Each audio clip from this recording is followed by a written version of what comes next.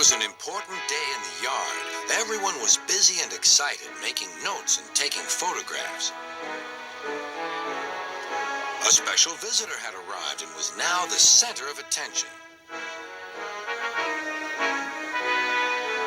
"Who is that?" whispered Thomas to Duck. "That," said Duck proudly, "is a celebrity." "A what?" asked Percy. "A celebrity is a very famous engine," replied Duck. "Driver says we can talk to him soon." "Oh," said Thomas, "he's probably too famous to even notice us."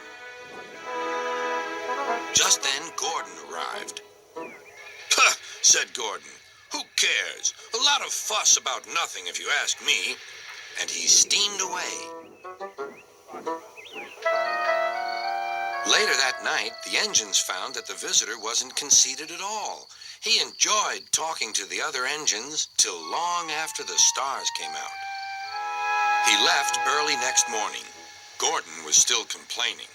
"Good riddance," he grumbled, "chattering all night. Who is he anyway?" "Duck told you," replied Thomas. "He's famous." "As famous as me? Nonsense." "He's famouser than you. He went 100 miles an hour before you were even thought of." "Huh, so he says," huffed Gordon. "But I didn't like his looks. He's got no dome. Never trust domeless engines. They're not respectable. I never boast, but I'd say 100 miles an hour would be easy for me. Goodbye."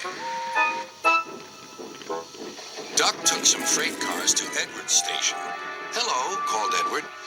"That famous engine came through this morning. He whistled to me. Wasn't he kind?" "He's the finest engine in the world," replied Duck. Then he told Edward what Gordon had said. "Take no notice," soothed Edward. "He's just jealous. He thinks no engine should be famous but him. Look, he's coming now." Gordon was running very fast. His wheels pounded the rails. "He did it, I'll do it. He did it, I'll do it." Gordon's train rocketed past and was gone. "He'll knock himself to bits," chuckled Duck.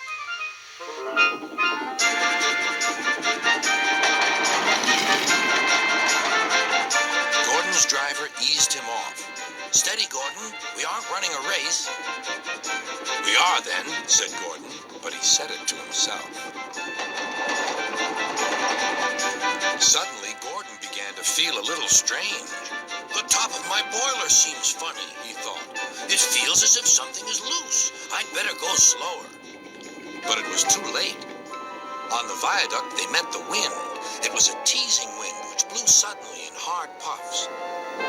Gordon thought it wanted to push him off the bridge. "No, you don't," he said firmly. But the wind had other ideas. It curled round his boiler, crept under his loose dome, and lifted it off and away into the valley below. Gordon was most uncomfortable.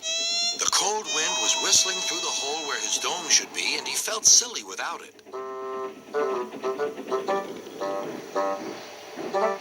At the big station, the freight cars laughed at him. Gordon tried to wheesh them away, but they crowded round no matter what he did. On the way back to the shed, he wanted his driver to stop and fetch his dome. "We'll never find it now," said the driver. "You'll have to go to the works for a new one." Gordon was very cross.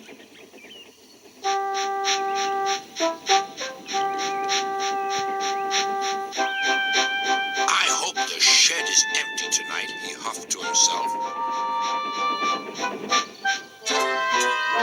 But all the engines were there waiting. "Never trust domeless engines," said a voice from somewhere behind him. "They aren't respectable."